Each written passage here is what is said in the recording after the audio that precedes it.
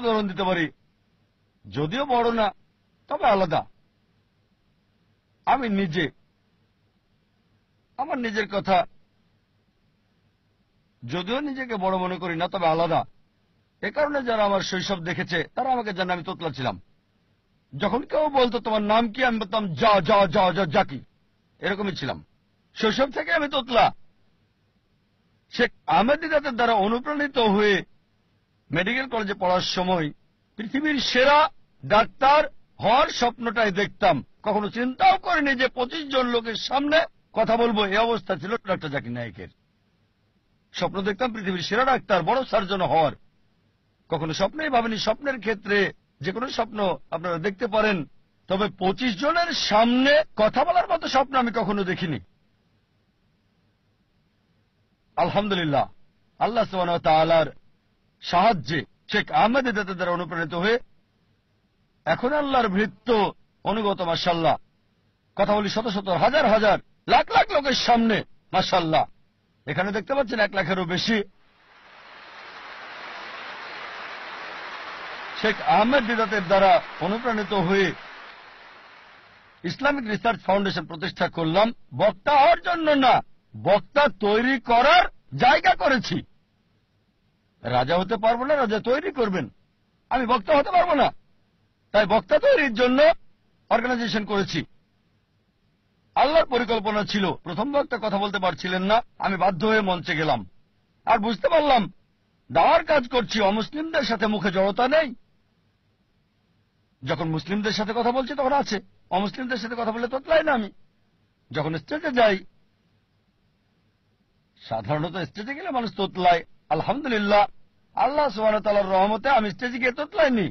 তিনি দয়া করেছেন, আমাকে শরীরের ডাক্তার না করে আত্মার ডাক্তার করেছেন। আর শেখ আহমেদ দিদাত, আমি তাকে বললাম, আঙ্কেল, 1987 সালে প্রথম দেখা করি। আমি তার ড্রাইভার ছিলাম, চালক। যেখানে যেতেন আমি নিয়ে যেতাম যাতে সময়টা বেশি পাই। বললাম, আঙ্কেল, আপনি কেন এত এগ্রেসিভ? তিনি বললেন, বাবা, আমি এগ্রেসিভ না, আমি মিলিট্যান্ট। মিলিট্যান্ট। শয়তানের সাথে দুইভাবে যুদ্ধ করা যায়, পানি দিয়ে অথবা আগুন দিয়ে। আমি আগুন বেছে নিয়েছি। এটা ছিল তার উত্তর। আমি যখন দেওয়া শুরু করলাম, তার ম্যাটেরিয়াল ব্যবহার করতাম, তবে নরম হয়ে থাকতাম, খুব নরম, খুব দয়ালু। কোনো ফলাফল নাই। মেডিকেল কলেজে দেওয়া দিতাম, তারপর মিলিট্যান্ট হলাম। শেখ দিদাতের চেয়ে বেশি মিলিট্যান্ট। হায় আল্লাহ, কি পেলাম! মুসলিম বন্ধুরা সব দৌড়িয়ে পালিয়ে যেত, আর আমি অমুসলিমদের সাথে একা। মিলিট্যান্ট হওয়ার একই ফলাফল পেলাম। মাশাআল্লাহ, আল্লাহ আমাকে পথ দেখিয়েছেন। স্টেজে এসে আমি নরম হয়ে যাই, এত নরম হই যে প্রশ্নকারীরা গালমন্দ করলে আমি হাসতাম। শেখ আহমেদ দিদাত আমাকে দিলেন টাইটেল। প্রথমে দিলেন দিদাত প্লাস, তারপর আবার যখন দেখা হলো, বাবা, তারা তোমাকে গালমন্দ করছে, অভিশাপ দিচ্ছে, তুমি হাসছ, আবার টাইটেল দিলেন। আমার যা করতে লেগেছে 40 বছর, তুমি তা করে ফেলেছ 4 বছরে। আর আলহামদুলিল্লাহ, যদি আমার ব্যাপারে দেখেন, আমার পছন্দটা, আমি এমন লোক যে সবসময় চেয়েছি সেরাটা, কখনোই 2 নাম্বারটা চাইনি, সেরাটা। শৈশব থেকে সেরাটা বাছাই করেছি। এখন আমি আমার আকাঙ্ক্ষাকে আল্লাহ সুবহানাহু ওয়া তাআলার দিকে ফিরিয়েছি। একেবারে সেরা ক্যামেরাটা চেয়েছি, সেরা যন্ত্রপাতি, সবচেয়ে ভালো পরিবেশ আল্লাহর বার্তা প্রচার করার জন্য। সেরা কনফারেন্সটা করতে চেয়েছি। এই কারণে এই কনফারেন্স আমরা এখানে করছি। ধরেন গ্র্যামি অ্যাওয়ার্ডস এবং অস্কার অ্যাওয়ার্ডস, এদের উদ্দেশ্যটা হারাম, তবে তাদের প্রযুক্তি প্রশংসা করার মতো। বললাম, কেন আমরা করতে পারবো না আল্লাহ সুবহানাহু ওয়া তাআলার জন্য? উদ্দেশ্য ভিন্ন, আল্লাহ সুবহানাহু ওয়া তাআলাকে খুশি করা।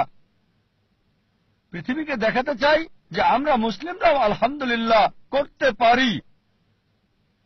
এমন না যে এগুলো ছাড়া দেওয়া হবে না, হবে।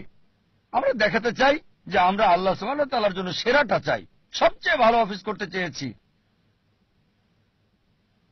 এজন্য সবচেয়ে ভালো অফিস করেছি, ব্যবহার করেছি ইটালিয়ান মার্বেল। আমার অফিসে ইটালিয়ান মার্বেল, ইসলামিক রিসার্চ ফাউন্ডেশনে। আমার বাড়িতে ইটালিয়ান মার্বেল নাই। কেন? যে স্থানে মানুষ আল্লাহ সম্পর্কে জানতে আসে তাদের সেরাটা দিতে চেয়েছি। সে সময় 1990-এর দিকে ইন্ডিয়াতে ইটালিয়ান মার্বেল মুসলিম অফিসে শুনি নাই। সামান্য দিয়ে শুরু। আমাদের অফিস ছিল মাত্র 20 থেকে 25 বর্গ মিটারের। 25 বর্গ মিটার অফিস ছিল, একজন কর্মচারী। এখন মাশাআল্লাহ আল্লাহর দয়ায় এখন 400-রও বেশি এমপ্লয়ি মাশাআল্লাহ। সবচেয়ে বড় দাওয়া প্রতিষ্ঠান মাশাআল্লাহ। আল্লাহ সাহায্য করেছেন। স্কুলে আমি ভালো বিতার্কিক ছিলাম, খুবই ভালো। উদ্দেশ্য কি ছিল? বিতর্কে জয়ী হওয়া।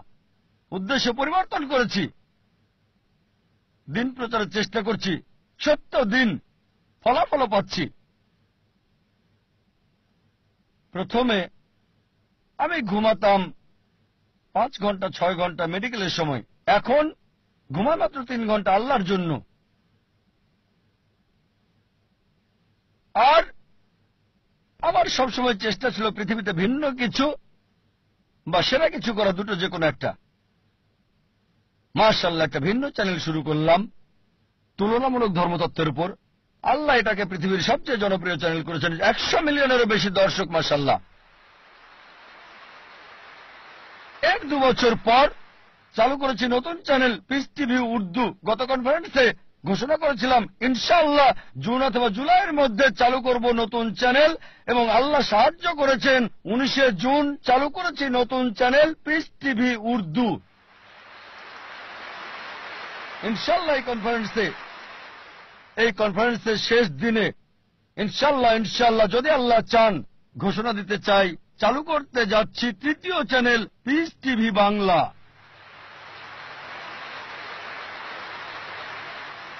কারণ বাংলা ভাষা মাশাআল্লাহ শত শত মানুষ বাংলায় কথা বলে, এটা দরকার। আমার ইচ্ছা সব ভাষায় এরকম ইসলামিক চ্যানেল চালু করা। তবে আল্লাহ যদি চান রমজানের পর ইনশাআল্লাহ আগামী বছর 2010-এ ইনশাআল্লাহ যদি আল্লাহ চান, আল্লাহ যদি সাহায্য করেন, আল্লাহর সাহায্যে 3য় চ্যানেল চালু করব পিস টিভি বাংলা ইনশাআল্লাহ। আরেকটা আশা ছিল চ্যানেলের পাশাপাশি একটা স্থান থাকবে যেখানে মানুষকে জীবনের আসল লক্ষ্যে শিক্ষা দেওয়া হবে। তাই স্কুল চালু করেছি, ইসলামিক ইন্টারন্যাশনাল স্কুল। উদ্দেশ্য আল্লাহ সুবহানাহু ওয়া তাআলার সন্তুষ্টি। আল্লাহকে খুশি করার মধ্য দিয়েই দেখবেন আল্লাহ আখিরাত এবং দুনিয়াতেও পুরস্কার দান করবেন। এই ইচ্ছা নিয়েই স্কুল চালু করেছি যে ইনশাআল্লাহ ইসলামিক ইন্টারন্যাশনাল স্কুলের প্রত্যেকটা ছাত্র, বোম্বেতে 400-রও বেশি, চেন্নাইয়ে 250-এর বেশি, ইনশাআল্লাহ তাদের সবাই 100 গুণ বেশি ভালো পাবে শিক্ষা এবং পরিবেশ জাকির নায়েকের চেয়ে। এটা আল্লাহর হাতে। তিনি জাকির নায়েক বানাবেন কি তারও বেশি। তবে আমাদের উদ্দেশ্য তাদের ভিত্তি করে দেওয়া, ফাউন্ডেশন দেয়া, যেখানে 100 গুণ ভালো সেবা পাবে, ট্রেনিং পাবে, ভিডিও পাবে, পরিবেশ জাকির নায়েকের চেয়ে। এটা আল্লাহর হাতে, তিনি বানাবেন কিনা। একটা উদাহরণ দিচ্ছি আমি। আমার ছেলে ফারিক নায়েক, আপনারা চেনেন মাশাআল্লাহ। আপনাদের বলেছিলাম গতকালের আগের দিনের লেকচারে আমি ভাষা হিসেবে আরবি জানি না। আমি বলেছি আমার ছেলেকে আরবি শেখাবো ইনশাআল্লাহ। লুগা ফুসা স্কুলের সব ছাত্রকে শিখিয়েছি মাশাআল্লাহ। আমার ছেলে যখন স্কুল শুরু হয় মাশাআল্লাহ সে ছিল সেরা খেলোয়াড়, ট্রফি পায়। 1 বার না, 2 বার না, 3 বার না, 4 বার না, টানা 5 বার পেয়েছে সে। আমার আনন্দ হয়, ভালোও লাগে, কারণ সে অভ্যস্ত। যখন আমি স্কুলে ছিলাম, যখন স্কুলে পড়তাম, আমিও চাইতাম প্রথম হতে, স্বর্ণপদক পেতে, যেটা ছিল আমার উদ্দেশ্য। দেখবেন তরুণরা 100 মিটার দৌড়ে প্রথম হয়, স্কুলে কখনো গোল্ড মেডেল পাইনি। যখন কলেজে গেলাম তখন মাশাআল্লাহ বুঝতে পারলাম যে আমি বড় দৌড়বিদ, আর গোল্ড মেডেলও পেলাম মেডিকেল কলেজে 10 কিলোমিটার। তখন আমার মনে হলো গোল্ড মেডেল অপ্রয়োজনীয়। ভালো, দেখতে ভালো, গোল্ড মেডেল আসলে কি? 10 কিলোমিটার লোকজন দেখে আসলে বড় কিছু না। তারপর শেখ আহমেদ দিদাতকে দেখলাম, এই মানুষটি আমার লক্ষ্যকেন্দ্র পরিবর্তন করেছে। আর এভাবে মাশাআল্লাহ তিনি আমাকে বললেন, বাবা, আমি খ্রিস্টান ধর্ম এবং ইসলামের উপর গবেষণা পড়াশোনা করেছি, তুমি অন্যগুলো পড়ে দেখো। খ্রিস্টান ধর্মের সবকিছু প্লেটে সাজানো খাবার মতো, শেখ দিদাত এগুলোকে পাত্রে সাজানো খাবার মতো করে রেখেছে, কেকের মতো। আহমেদ দিদাতের বই পড়লে পোপদের সাথে বিতর্ক করতে পারবেন। তারপর আমি হিন্দু ধর্ম, শিখ ধর্ম, জৈন ধর্ম, বিজ্ঞান, অন্যান্য বিষয়ে পড়লাম। মাশাআল্লাহ শেখ দিদাতের লেকচার দর্শক দেখে অভিভূত আমি। সবচেয়ে বেশি দর্শক হয়েছিল বার্মিংহামে, 12,000 মানুষ ছিল। মাশাআল্লাহ।